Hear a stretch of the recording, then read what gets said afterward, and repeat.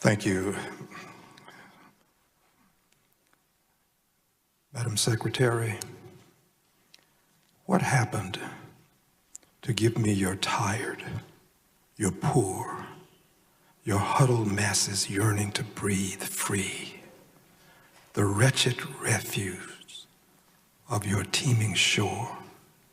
Send these, the homeless, the tempest-tossed, to me. I lift my lamp beside the golden door. What happened? Madam Secretary, asylees are not illegals. Madam Secretary, do you know the number of people who came through Ellis Island? No, sir, not. I do. 12 million. Do you know where they came from? All over the world. I do. Germany, Ireland, Britain, Scandinavian countries, Southern and Eastern Europe. They were not illegals. There was no flotilla in New York Harbor to prevent them from coming to Ellis Island. There was no family separation at Ellis Island. Past administrations have, when asylees were trying to get to this country, found ways to accommodate asylees. They didn't build walls. When the Cubans were fleeing Castro, we created wet foot, dry foot. 1 foot on dry land, and you could walk on in to a pathway to citizenship. Madam Secretary, do you know who Scarface is? I'm sorry. I'll tell you.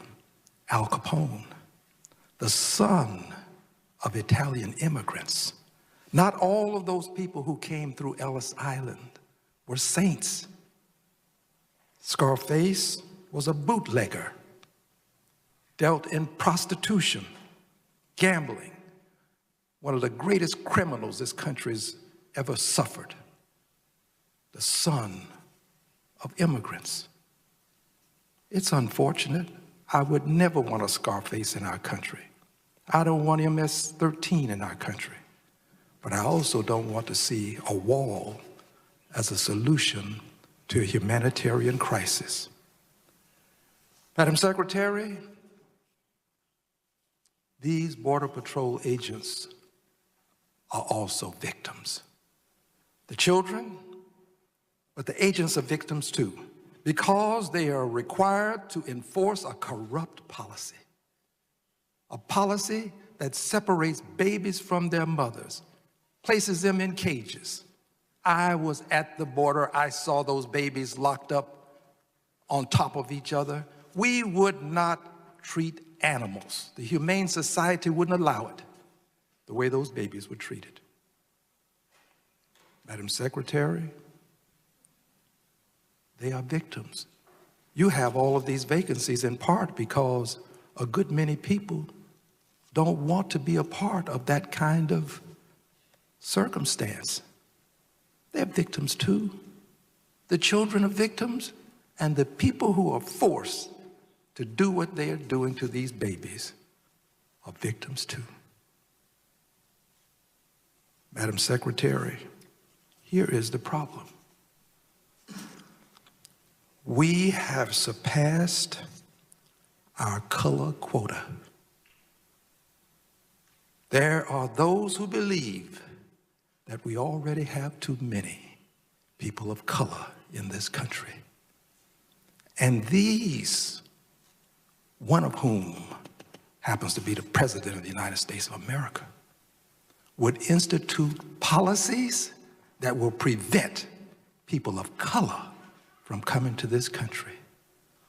White babies would not be treated the way these babies of color are being treated, Madam Secretary. This is about color. We've opened our doors You're tired, you're poor.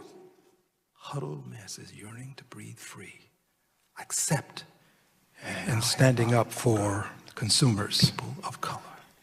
As I look at the panel, and I'm grateful for your attendance, the eye would perceive that the 7 of you have something in common.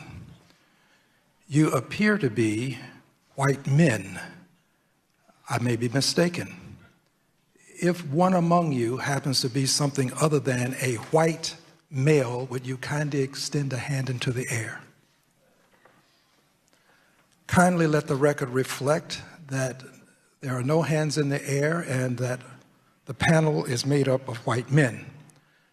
This is not a pejorative. You've all sermonized to a certain extent about diversity.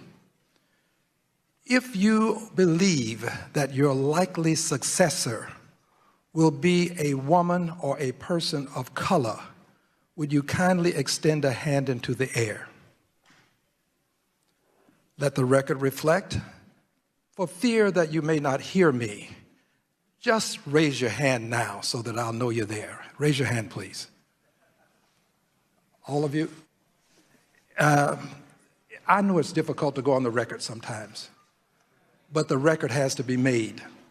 All white men, and none of you, not one, appears to believe that your successor will be a female or a person of color. Is your bank likely to have a female or person of color within the next decade? Kindly extend a hand into the air. 2, 3, 4, 5. All right, 5. Without giving the commentary that I would dearly like to give, I'll move on. You know, I'm sitting next to a reverend, and I've heard him say that he'd rather see a sermon than hear a sermon. Let us have an opportunity to see a sermon when you return. Mr. Carson, Mr. Secretary, Dr. Carson, sir, you have indicated that there will be substantial cuts to the budget that HUD has. Can you give me that dollar amount? I'm showing that it's about $6 billion. Is that correct? That's about right. Is that about 13% of the budget? Yes. And will these cuts, Mr. Carson, come from public housing, housing vouchers, community development block grants, and other aid to low-income persons? They come from a variety of sources, including... How much from public housing, Mr. Carson?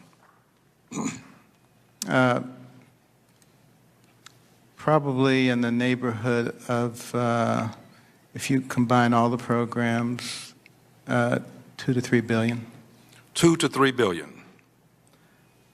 How much from housing vouchers, Mr. Carson? I agree with you that it's difficult to do these things. That has little to do with my question. You're answering a question that I'm not asking, to be quite candid with you. So would you kindly tell me how much HUD is going to, how much you're going to cut from the HUD budget as it relates to housing vouchers? Forgive me for coughing while speaking, but Mr. Carson, you're the witness testifying today.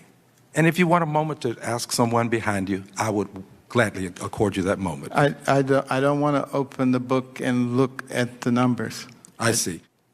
There seems to be a belief among the ranks of those who have opportunities to help others, who have been blessed themselves.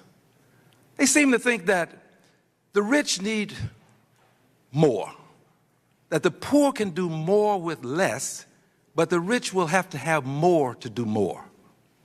Mr. Carson, if poor people could do more with less, there would be no poor people.